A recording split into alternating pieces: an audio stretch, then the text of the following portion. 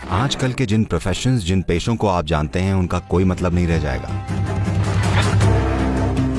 तो आप में से बहुत सारे लोग अपने जॉब से बाहर हो जाएंगे अगर आप कुछ ऐसा नहीं करते जिसे कमबख्त कोई मशीन नहीं कर सकती।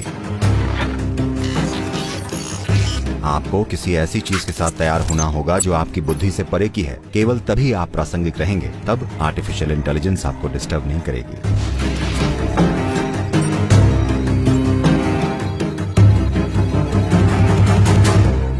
तो आज की तकनीकी दुनिया में हमें पता है कि आर्टिफिशियल इंटेलिजेंस और रोबोटिक्स हावी हो रहे हैं।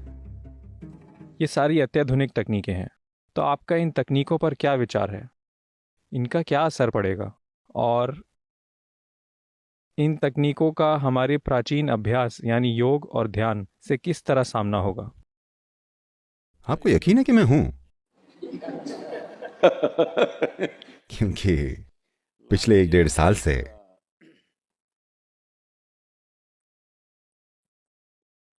ये लोग मुझे दुनिया भर में हो रही हर तरह की आर्टिफिशियल इंटेलिजेंस कॉन्फ्रेंस में बुला रहे हैं। मुझे आश्चर्य हुआ कि आर्टिफिशियल इंटेलिजेंस के बारे में बोलने के लिए मुझे क्यों बुलाया जा रहा है, क्योंकि ना तो मैं इस क्षेत्र का एक्सपर्ट हूं, न ही मैं आर्टिफिशियल इंटेलिजेंस हूं। तो ऐसी एक कॉन्फ्रेंस में मैंने उनसे पूछा, ये सेंट पीटर्सबर्ग में थी। मैंने पूछा, आप लोग इन सारी आर्टिफिशियल इंटेलिजेंस कॉन्फ्रेंस में मुझे क्यों बुलाते हैं? मैं नेचुरल इंटेलिजेंस हूं, आर्टिफिशियल नहीं। वो बोले, प्रॉब्लम ये है कि हम लोग अब क्या करेंगे, हमारी नौकरियां जाने वाली हैं। ये सारे बड़े बड़े विश्वविद्यालयों में प्रोफेसर्स हैं, एमआईटी में, हार्वर्ड में और इस तरह की जगहों में। ये लोग मुझसे पूछ रहे हैं कि अगले 10 सालों में हम लोग क्या करेंगे, क्योंकि वो सब कुछ जो हम जानते थे, जिसे अब तक पवित्र माना जाता था, अचानक से वो सब कुछ एक छोटी सी मशीन में आने वाला है। आपको यह समझना चाहिए कि आर्टिफिशियल इंटेलिजेंस का मतलब हुआ जानकारी को इकट्ठा करना, इसका विश्लेषण करना और फिर इसे जब भी जैसे भी आपको जरूरत पड़े सामने लाना। इस काम का इंसानी क्षमता के हिसाब से आने वाले दिनों में कोई मूल्य नहीं समझा जाएगा, क्योंकि एक छोटी सी मशीन इस काम को किसी भी इंसान से कहीं ज्यादा बेहतर कर लेगी। वैसे भी वो गूगल वाली औरत आप सबसे ज्यादा स्मार्ट लगती है कि नहीं? वो मुझसे ज्यादा स्मार्ट लगे ये ठीक है, मैं तो पढ़ा लिखा नहीं हूं, पर आप लोग तो वो हम सभी से ज्यादा स्मार्ट लगती है या नहीं? आप कुछ भी पूछ लीजिए, पलक झपके बिना वो बता देगी। तो ऐसा समय आने वाला है जहां दिमागी रूप से आप जो भी करेंगे वो बेवकूफी भरा लगेगा या बेमतलब का। ऐसा मेरे साथ हुआ जब मेरा ख्याल है करीब 13 साल का था, 13 या 14 का, शायद 13 का। पहली बार जब मैंने फ्लैट बेड कैलकुलेटर देखा, ये पैनासोनिक का कैलकुलेटर, उस समय ये 100 या 110 रुपए में आता था, बहुत महंगा था। आज आप उससे ज्यादा की तो कॉफी पी लेते हैं। तो 110 रुपए में पैनासोनिक का, सोनी का 125 का था, तो सब लोग सस्ता वाला लेते थे। 110 में पैनासोनिक का, और उन्होंने मुझे दिखाया। मैंने तो कभी खरीदा नहीं था, किसी और ने खरीदा और मुझे दिखाया। टुक टुक टुक जवाब। तब पहला विचार जो मुझे आया वो ये कि मैं अपनी जिंदगी मैथ्स की क्लासों में क्यों बर्बाद कर रहा हूं। मैंने कहा, मुझे बस इसी की तो जरूरत है, मैथ्स की क्लासेस में जाने की नहीं। आप जो भी इससे पूछें, टुक टुक टुक, एक 100 रुपए की चीज आपको बता सकती है, तो ये 10 साल का टॉर्चर क्यों? ये अंकगणित और बीजगणित और हर तरह की चीजें क्यों? ये साइन थीटा कॉस थीटा भी कर सकता है, या जो भी बकवास आप चाहें। मैंने तभी सोच लिया था, हमको एक ऐसी बड़ी सी मशीन बनानी चाहिए जो ये सब बकवास हल कर सके, ताकि मुझे स्कूल ना जाना पड़े। आखिरकार ये सपना सच हो रहा है। अगले 10 से 15 सालों में वो पढ़ाई लिखाई जिसे आप जानते हैं, आजकल जिन प्रोफेशंस, जिन पेशों को आप जानते हैं, उनका कोई मतलब नहीं रह जाएगा, क्योंकि आज उन्होंने इस तरह की मशीनें बना ली हैं। तो जब ऐसा हो जाएगा तो ऐसी ढेर सारी चीजें जिन्हें सीखने में हम कई साल खर्च कर रहे हैं निरर्थक हो जाएंगे।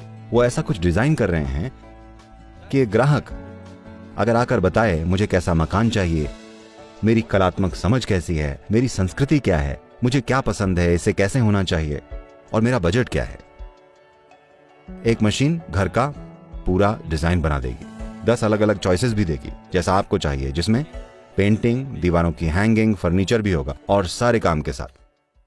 और अब वो कह रहे हैं कि अगले 5 से 7 साल में ऐसा बता रहे हैं कि वो घर तक प्रिंट कर देगी और बना देगी।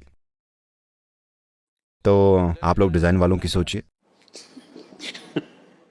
तो आप में से कई अपने जॉब से बाहर होंगे अगर आपने कुछ ऐसा नहीं किया जो कोई कमबख्त मशीन नहीं कर सकती।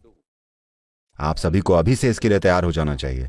आपको कुछ ऐसा काम करना आना चाहिए जो आपकी बुद्धि से परे हो।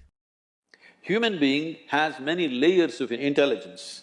Intellect is only a small part of it. एक इंसान में बुद्धि के कई आयाम होते हैं। दिमागी बुद्धि इसका बस एक छोटा सा हिस्सा है। इस समय हमारा एजुकेशन सिस्टम पूरी तरह से एक इंसान की तार्किक बुद्धि के विकास में लगा हुआ है और हम सोचते हैं कि जीने का ये एक सबसे भव्य तरीका है। नहीं, ये नहीं है।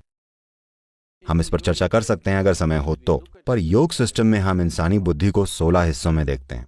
अगर आप बुद्धि के दूसरे आयामों को खोजेंगे, केवल तभी आप प्रासंगिक रहेंगे।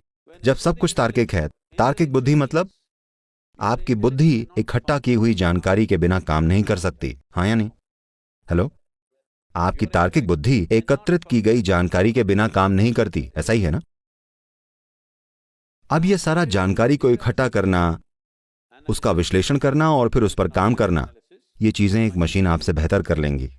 एक इंसान से हमेशा गलतियां हो सकती हैं, जानकारी का हेरफेर हो सकता है, पर एक मशीन बिल्कुल स्पष्ट होती है, वो आसानी से यह सब कर लेगी।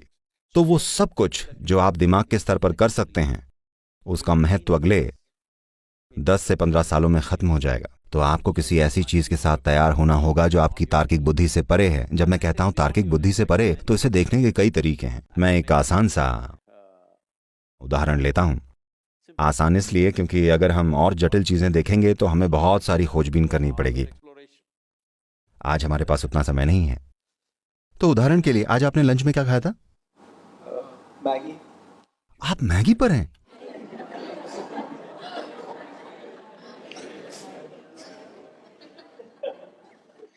क्या कोई इनके खाने पीने का ख्याल रखे भाई? ये मैगी पर हैं। ओके, भले ही आपने नूडल ही खाया है। नूडल इनकी तरह नहीं दिखता, इनकी तरह फील नहीं करता, कुछ नहीं। पर ये नूडल जो इन्होंने खाया था, वो 3 से 4 घंटों में ये मैगी नूडल एक इंसान बन गया है कि नहीं? हाँ, एक हिस्सा है ना? ये सिस्टम का एक हिस्सा बन गया है। So you are manufacturing. तो आप इतनी जटिल मशीन का निर्माण मैगी नूडल से कर रहे हैं।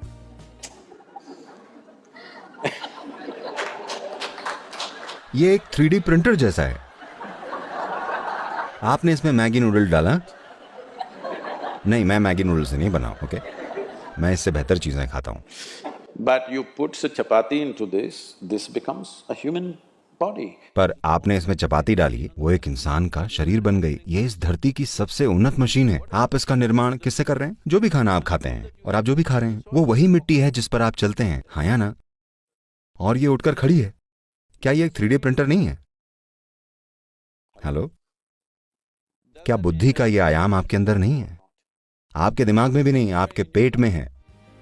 हाँ, है तो। ये है तो सिर्फ तभी अगर आप सचेतन बुद्धि के इस आयाम तक पहुंच गए तो आप एक जादुई जीवन जिएंगे, है ना?